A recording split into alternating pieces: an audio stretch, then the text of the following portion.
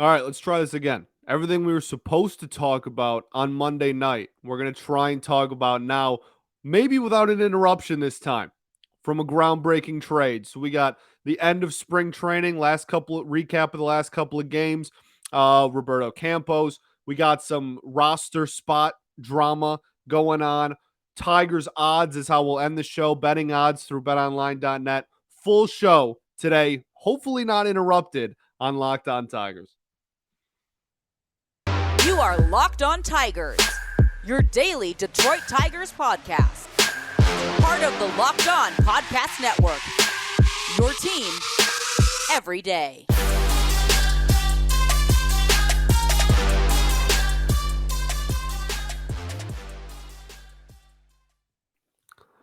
What up, Dell? Austin Meadows is still a Detroit Tiger. How crazy is that? How crazy is that? OGs remember the shades, by the way. I don't think I'm going to rock these for the full episode. They're actually kind of smudged. I think you can tell if you got a high enough definition device you're watching on. There's fingerprints all over these things, man. Goodness gravy. I got to clean those. Welcome to another edition of Locked On Tigers. I'm, of course, your host, Scott Bentley. Today is Wednesday, April 6th, 2022. That's the year. Thanks for making Locked On Tigers your first listen every day. We are free and available wherever you get your podcast. That's including YouTube. As y'all know, those YouTube numbers continue to go up. I'm so pumped, man. I'm so pumped for what the unique things we can only do via, visual and YouTube for when the season starts. It's going to be so damn fun. So damn fun. Welcome back. What an episode. Yesterday as I'm recording this, but Monday night was. That was a doozy. Austin Meadows, it wasn't a dream. He's still a Detroit Tiger, and that changes some things for the opening day roster. It's expanded to 28, so it might not change too terribly much. But there is one huge player. Well, he's not huge. The player's not huge, but seems to be only one remaining kind of battle on the offensive side of the ball for if they're going to make camp or not, and that's Willy Castro. And Willy Castro has had a very interesting career. In 2020, in a shortened season, he put up the same amount of WAR as Luis Robert for the White Sox, who was, I believe, Robert was runner-up for Rookie of the Year that year because Kyle Lewis had an incredible 60-game season there in the abbreviated 2020.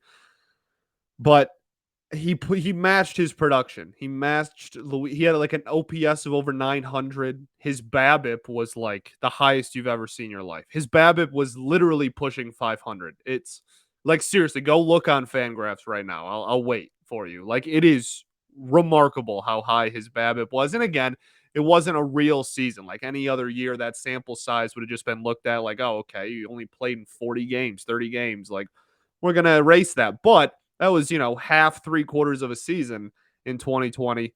So went into 2021, I wouldn't say with super high expectations, but with some hype around him because he did receive some down ballot Rookie of the Year votes in 2020 and was a young kid. We got him for half a year of Leonis Martin, I believe. That's that deal. So really, I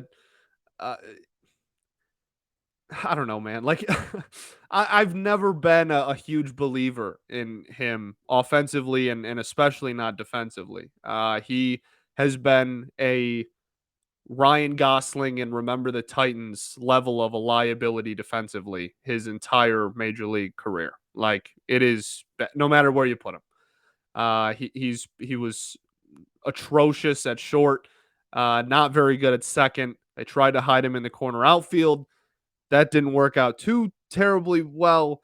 Certainly all other options better than putting him at shortstop, which is arguably, one of the most important defensive positions on the field. So I'm glad that he's at least not at short anymore. But he's a liability everywhere. And the offense in 2021, at least, certainly was not enough to justify how poor of a defender he is. And It seems to be the big, when you're talking about offense, bullpen we'll get into in a second. There's a lot of stuff still going on with the pen, but when it comes to bats, he seems to be really the only guy left that is still in limbo and still in question on if he's going to make the team or not. The Austin Meadows trade, I would imagine, certainly moves the odds of closer to him not making the team now. However, if they want him to play several different positions, like if they think he can be a backup middle infielder still, not that he should never play shortstop again. I'm not kidding. Willy Castro should never take another rep at shortstop at the major league level ever again. But if they think he can play maybe backup second, if Scopey needs a day off, but you have Harold for that, so like, why do you even really need that? Um, I mean, outfield depth is really the only reason you justify keeping him around. And after the Meadows deal, you already now have 4 starting caliber outfielders once Green comes back, of course.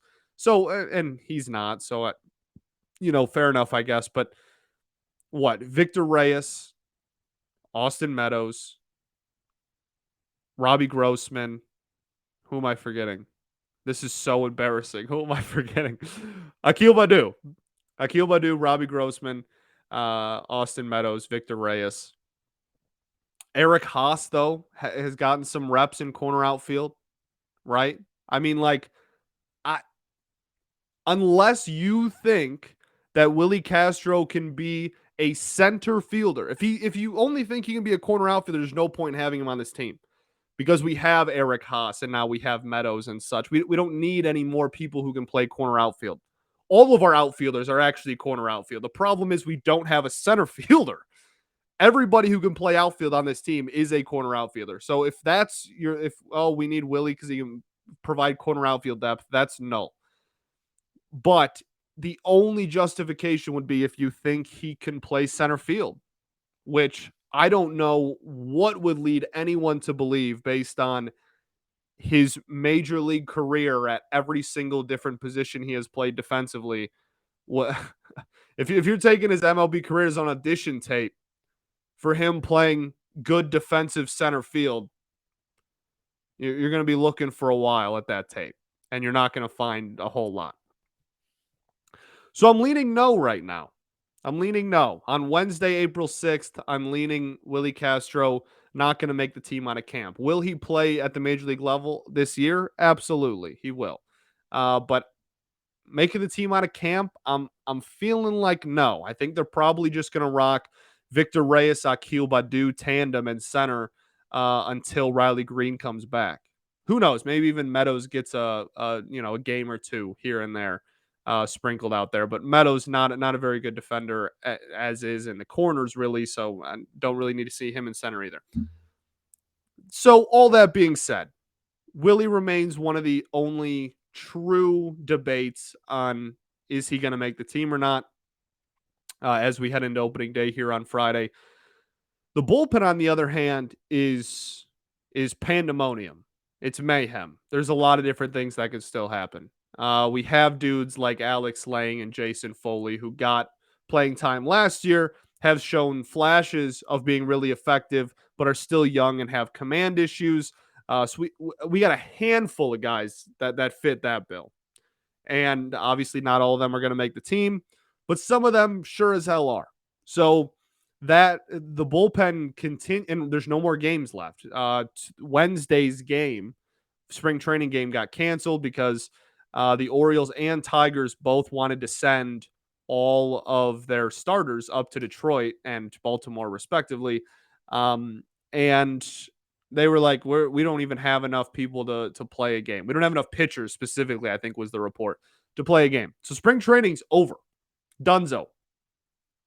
And when you look at what is remaining of the bullpen, you have a lot of injuries too. Funkhauser's going to be out for a while. Chafin's going to be out for a little bit to start the season. And now, great timing, we have reports that AJ Hinch and some people are kind of afraid that Jose Cisnero might be coming up a little gingerly and might be a little hurt as well. If that's the case, this bullpen, which a lot of people I think pointed at as a huge improvement over the last 2 years, something that has gotten a lot better, and an area of this team that for the first time in such a long time, people actually had remote faith in to start off the year at least might not be the case. We'll get into more of the ins and outs of the bullpen as well as all the other things that again we were supposed to talk about in yesterday's show. So some more spring training performances, and then we're going to go over some odds for the team at the end. And we will do all that right after this.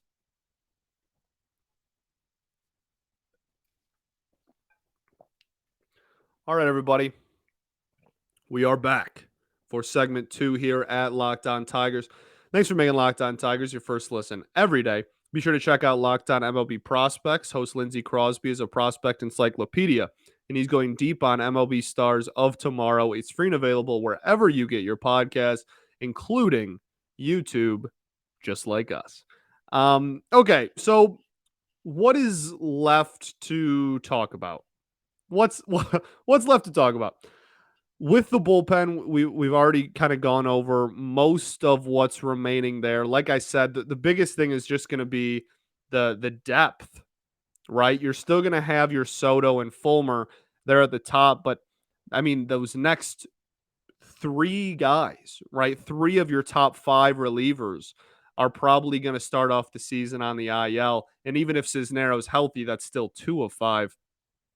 And so bullpen depth is going to be a big thing, and it's really going to be interesting to see which of these arms make the team and which of them don't. Because, like I said in segment 1, I don't need to repeat myself over and over, but there are a lot of kids in the same kind of boat as far as have shown flashes, still are inconsistent. What's next? A lot of people fit that bill. So I'm hoping Alex Lang is somebody that makes the team. I'm a big fan of Alex Lang. Filthy stuff. Filthy stuff. I mean, a guy like Will Vest was a Rule 5 pick for the Mariners last year, was part of our organization before he got taken in the Rule 5. Got halfway through the season, had like a 6 ERA. They shipped him back. And so now he's, fighting for a bullpen spot. And again, with this shallow bullpen we now kind of find ourselves with, there's a very real possibility that a guy like Will Vest, if not makes the team out of camp, gets some serious reps at the beginning of the season. Um, People who we know have made the team. Spencer Torkelson, super cool moment. We haven't gotten to talk about it on the show yet because, again, pandemonium. But super cool moment. And it's kind of bittersweet because they admitted that Riley Green would have made the team. And I did talk about this yesterday before the Meadows news dropped. I'm actually just realizing just the gut punch of like, hey, all these graphics and stuff, both of them were supposed to be in. I'm like, that's brutal. But still super cool moment. And I think the biggest thing that everybody realized was how important Miguel Cabrera still is to a lot of the players on this team and people in the organization and this entire fan base. When Hinch told Torkelson that he got the first base job, called him into his office, and Miggy was there, and he told him, and Torkelson got emotional, and Miggy was there, and Torkelson said that he gave him a big hug, and they had a conversation that appeared to be kind of like a passing of the torch conversation. And Miggy gave him a first baseman's glove to celebrate. It just all around just a super somber but sweet moment. And Miggy's time is closing in, man. It's almost done. He's retiring after next season. That's been confirmed by him himself. After next year, he's done. So this is our second to last opening day with Miguel Cabrera in the lineup. The last time that I'm in my mid-20s, and the last time that Miguel Cabrera wasn't on the opening day roster for the Detroit Tigers, I was in elementary school. So that I'm just pointing that out to just show, it's the same thing with Stafford, right? When Stafford left, it was like, Stafford, the last time Stafford wasn't my quarterback, again, I was in elementary school. So it's just there's a lot of closing of doors, I guess I would say, and it's just really cool to get the blessing, honestly, for lack of a better term, from a future first ballot Hall of Famer that has means everything to this city and that has been a staple in this city and is probably going to get a statue in left field within a decade of retirement. Certainly going to have his jersey number retired. Um, just all of the aura around Miguel Cabrera, and it's got to be incredible for Torkelson specifically to get that blessing from him, but even more so, not more so, I shouldn't say that, but also just as a fan base, hearing Miguel Cabrera say, "Hey, you know what? I'm okay with not playing first base anymore because I want this kid in the lineup." That means something to a lot of people. So just a cool moment that I kind of want to talk about. Torkelson, according to betonline.net, has the third highest odds to win American League Rookie of the Year at plus 500. He's only behind Bobby Witt Jr. and Julio. So third, not bad. Not bad. Riley Green's still in there too, even after the injury, which is super awesome, to be completely honest with you. Let's just go over some of the spring training performances from the last, 4 days now we have to do because we have a weekend and then yesterday because we couldn't talk about the last 2 days because Meadows got traded in the middle of an episode. Erod looked really solid for his last outing of the spring. 8 Ks in 5 innings. I know it's Baltimore, and I know it's not even Baltimore's really like fully A team. I don't care. The thing about Erod is he fills up the strike zone.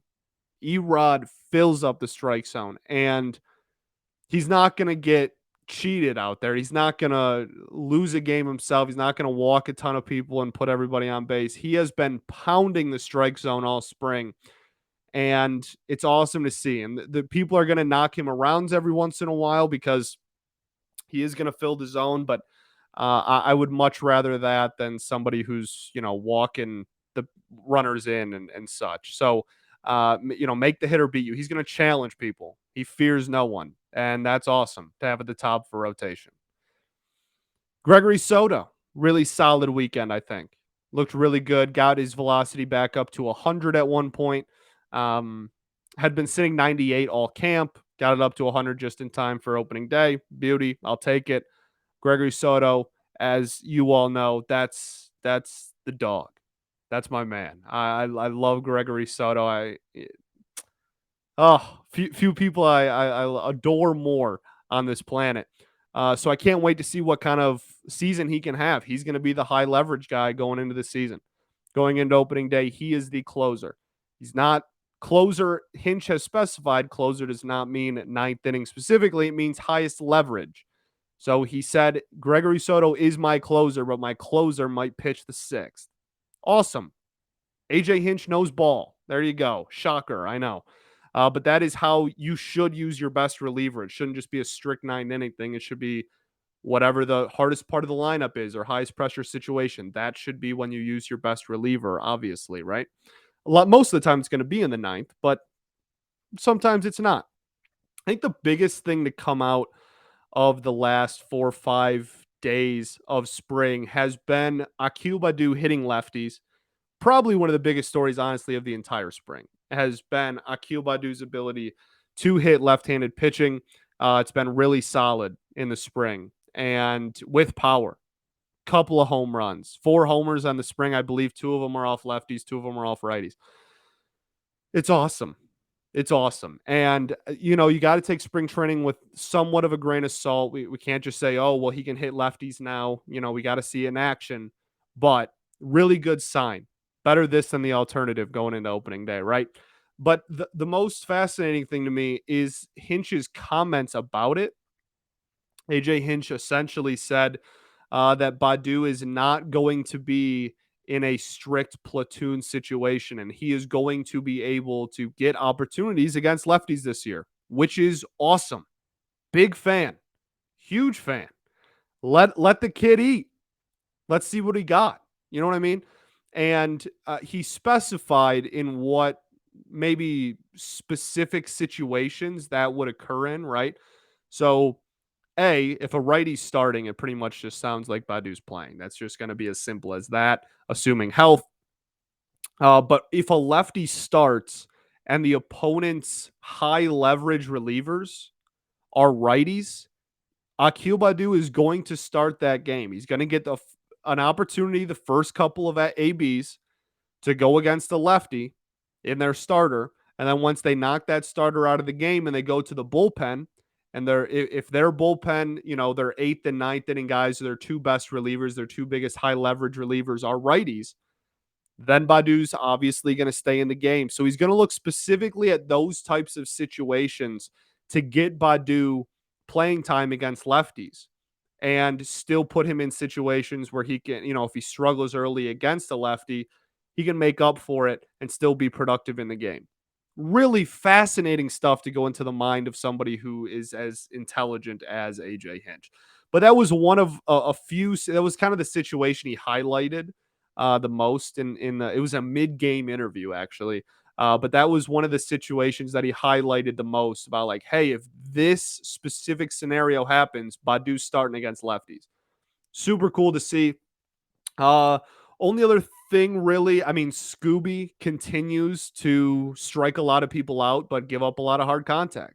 His last start of the spring, 8 Ks in 5 innings, but the average exit velocity throughout the entire outing was almost 94 miles an hour. You know what I'm saying? Like that's very, very high for those who maybe are unfamiliar with exit velocity. That is incredibly high. It is only one outing, but last season it was over 90, well over 90 over a full season, and was one of the worst percentile rankings in all of baseball. So it's still something that he clearly needs to work on. However, his secondary pitches look a lot better. It seems to mostly be a fastball thing, and not just the four seam, but all of his heat.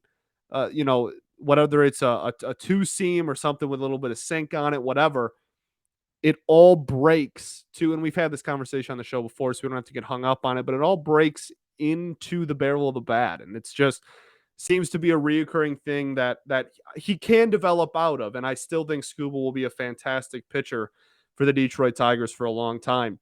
But something that another step in development, we'll say, just the next thing that he needs to work on. Lastly, Joe Jimenez. Joe Jimenez had a fantastic spring, and no one's talking about it.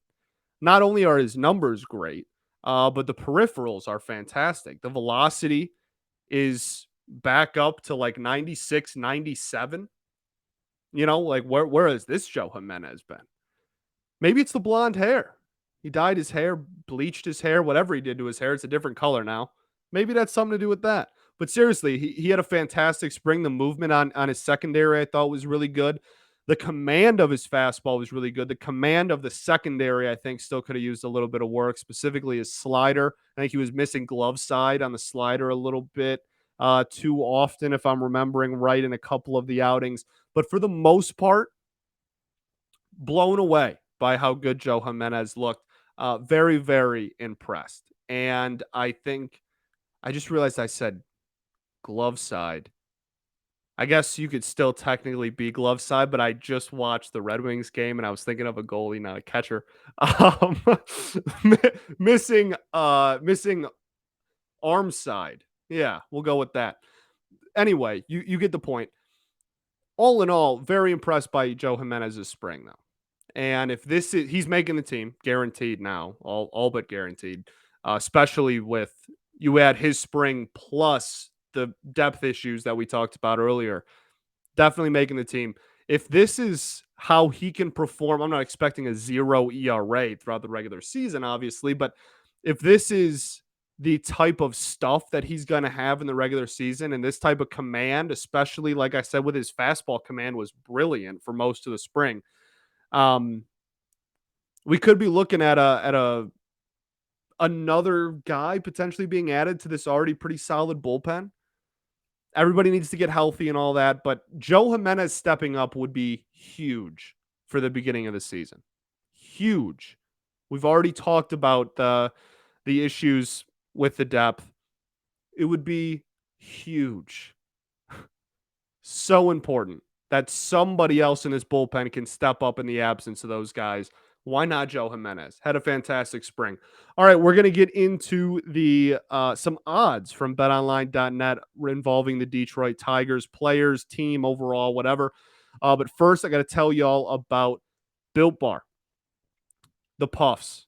We talk about the Puffs every single day, but you got to try them if you haven't. They're one of Built Bar's best tasting bars. Puffs are the first ever protein infused marshmallow. They're fluffy, they're marshmallowy. They're not just a protein bar, they're a treat. They're covered in 100% real chocolate. Puffs are a fan favorite with some incredible flavors: cinnamon churro, coconut marshmallow, banana cream pie. They're all so good. These are going to be your new favorite, I promise. All Built Bars are covered in 100% real chocolate, Puffs included. Low calorie, high protein. Replace your candy bars with these. They are better. High protein, low calorie, high fiber. Most Built Bars contain 130 calories, 4 grams of sugar, 4 net carbs, and 17 grams of protein.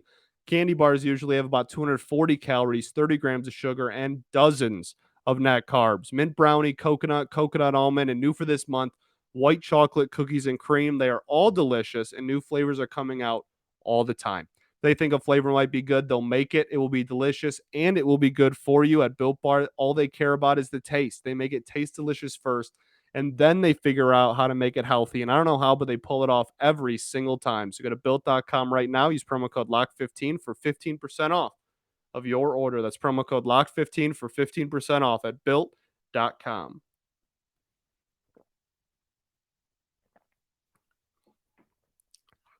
All right, everybody. We are back here for another segment. I almost said edition of Locked On Tigers.